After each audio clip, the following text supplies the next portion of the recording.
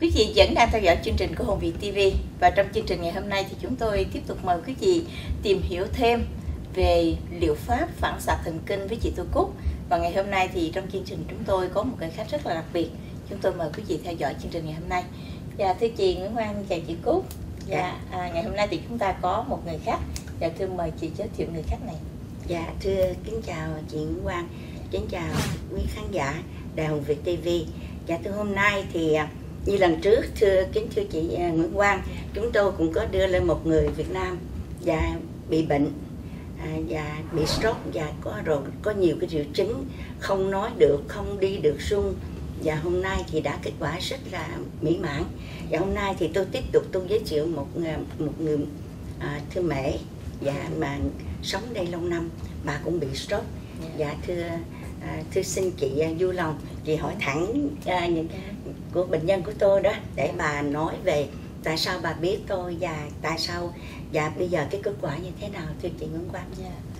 Hi, I would very happy to see you here, but would you let us know what's your name, please? Francis Diaz. Francis Diaz? Yes. So, how did you meet her?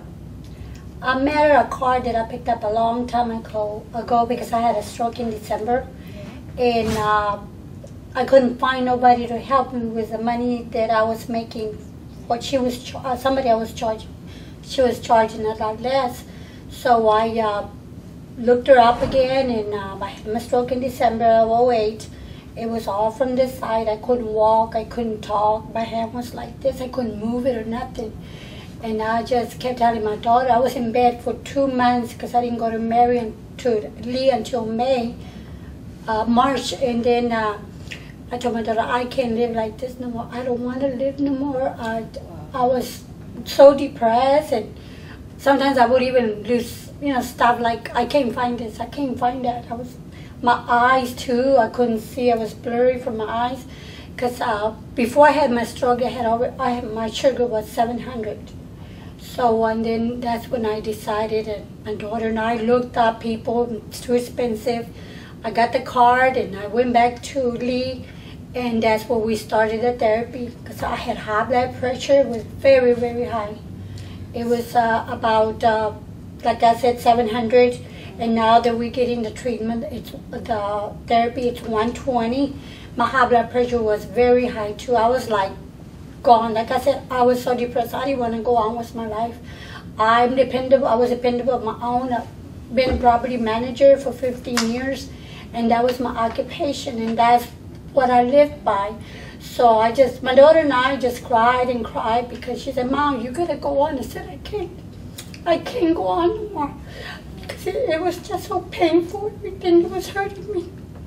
So when I met Lee, I started getting my therapy. Started feeling a lot better. I couldn't sleep at night, and then I thank God that I found her, because she is very good with everything she's done to me. And how she take care of you? 3 times out of the week. I paid her. I worked with her. She worked with me 3 months, and then after that, I couldn't afford it anymore. And she says, no, you must go on. So she's been giving me free therapy ever since then, or else I don't think I would have been here, because I would have failed again. So everything that she does is real good. My sugar, like I said, is down. My high blood pressure is down, and I feel a lot better. I don't have those emotions no more, like I don't want to live no more. Now I think about my life, my grandchildren, that I'm here again to see them.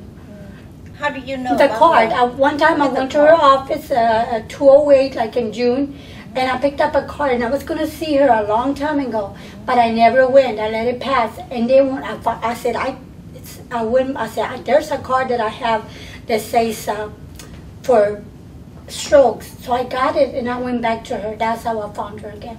So before that, have you go to the American doctor or hospital or something? I used to go to the doctor because my kids would tell Mom, you need to go, your sugar's high, and I said no. So that's when they told me, all right, if you don't keep coming, you're gonna get to go, to sleep and not wake up anymore. So that's why I was just going emergencies, because I don't have insurance. Oh, so that's and then when I got out of the hospital, they sent me home. And I was in bed for 2 months. I couldn't walk, nothing. And now my treatments, I cook, I walk, I do everything. I change myself, I bathe myself. And so, you know, you decided to go to the Asian professional for medication? Yeah, I tried all that. They won't give it to me, but I looked around for therapy doctors, but they were too expensive. It was not I could afford. I was married. Yeah, it was pretty good price that I got, and I stick to her since then. And like I said, thank God that she's there to help everybody and she's helped me a lot.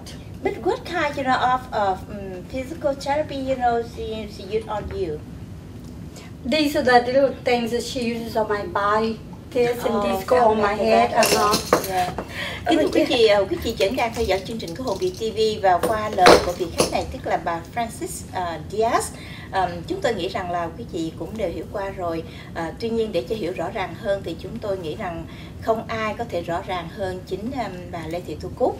Bà LeThi Thu Cuc sẽ gửi đến quý chị trong cái quá trình trị liệu cho người khách ngày hôm nay. Dạ thưa em mời chị. Dạ thưa quý vị, dạ thưa bà Francis đến với chúng tôi thì thưa bà khóc nhiều lắm. Dạ thưa bà khóc mà bà đến với chúng tôi, 2 cô con gái dìu đến, bà không có đi được. Thì bà chỉ muốn tự giận thôi. Bà cho biết là bà là một manager trong một cái, bà làm việc 15 năm ở trong một cái apartment, mà bây giờ bà bị stroke thì giờ hết rồi, cái cuộc đời bà không còn gì nữa hết. Không nói được, không đi được, không làm bất cứ một cái gì. Bà muốn tự giận rất nhiều lần thưa chị. Dạ thưa, rồi đến với chúng tôi thì bà cứ đến thôi. Cái bà hy vọng thì bà đến thôi, chứ bà cũng không có nghĩ là tôi có thể giúp bà được. Nhưng thưa Trình với chị Nguyễn Quang, dạ thưa tôi hôm nay thì lần trước tôi cũng thưa với chị, và lần này thì tôi cũng thưa với quý vị là tôi xin đoan chắc là tôi không bao giờ tôi dám nói sai một lời nào cả.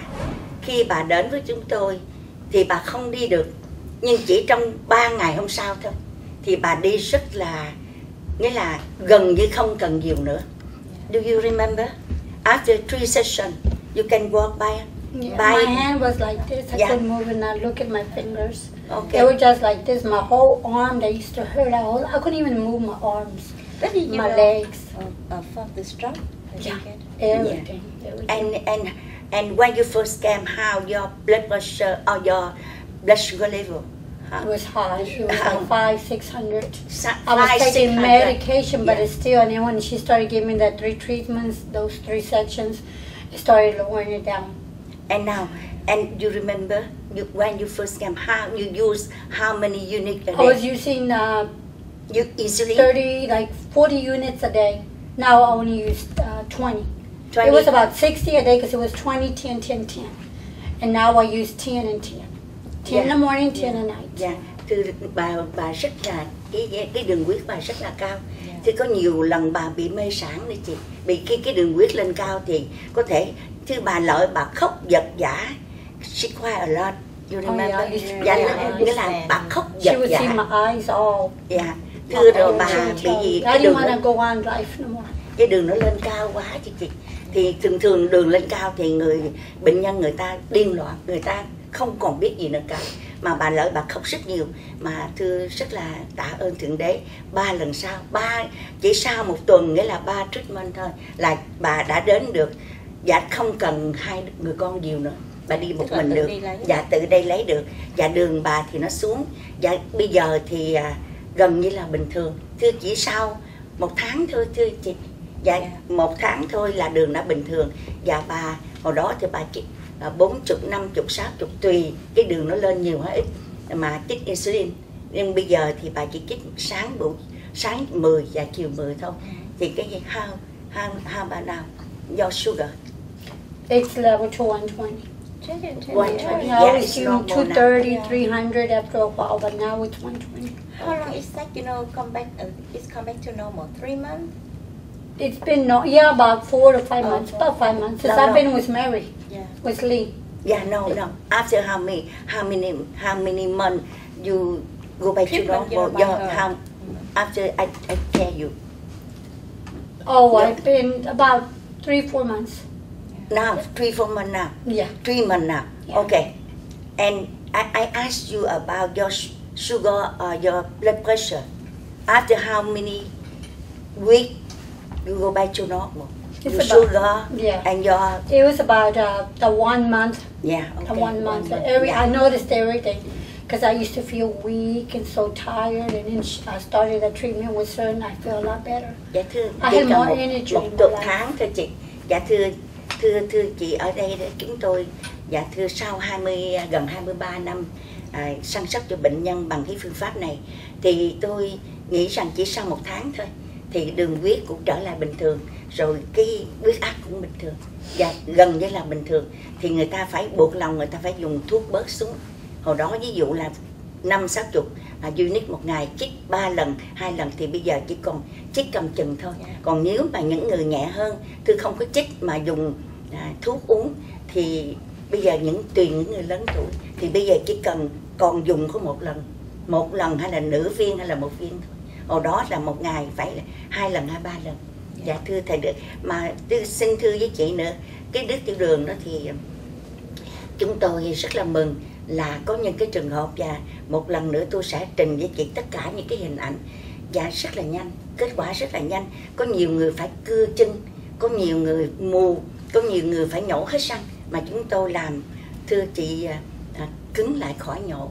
Và những người mù thì thấy đường trở lại, và có bằng cớ hết, vì những người đó người ta có cái hồ sơ bệnh án ở trong nhà thương cả. Dạ thưa, còn cái đi đứng thì thưa tùy liệt cứng, thưa như bà đây là liệt cứng, thưa bà đi rất là khó khăn, bà nằm xuống cũng rất là khó khăn, nhưng bây giờ thì bà làm được tất cả những công chuyện. Mà thưa chị, để xong rồi thì một chút xin chị cho phép bà đứng lên để coi. Đứng lên bà đi rất là bình thường. Và bây giờ now nobody can recognize you have the stroke.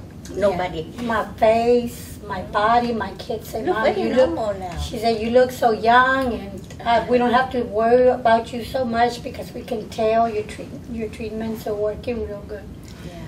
Kính thưa quý vị vẫn đang theo dõi chương trình của Hồn Việt TV, và đây là chương trình Lieu Phap phản xạ thần kinh với chị Thu Cuc.